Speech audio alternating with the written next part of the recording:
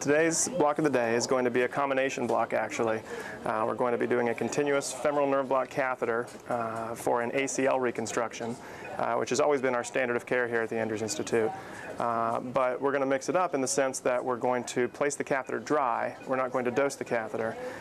Instead, we're going to dose the saphenous nerve at the mid-thigh location with a single injection block, with or without a popliteal sciatic block in the recovery room. So a dry femoral catheter with a single shot saphenous block with or without a popliteal sciatic block. And what we're trying to do is further assess what our hypothesis is, and that is that a femoral block can be completely replaced by a saphenous block for ACL reconstruction, with the advantage being less motor block overall. Our initial experiences have been positive in this respect, and as soon as we can confirm that, yes, in fact, a saphenous block has equal analgesic benefit to a femoral block, then we can start to investigate completely replacing femoral catheters with saphenous catheters.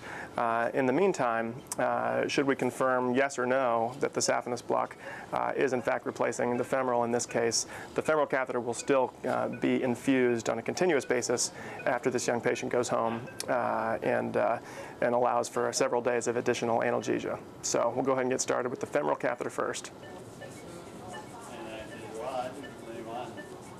Want me to punch something on my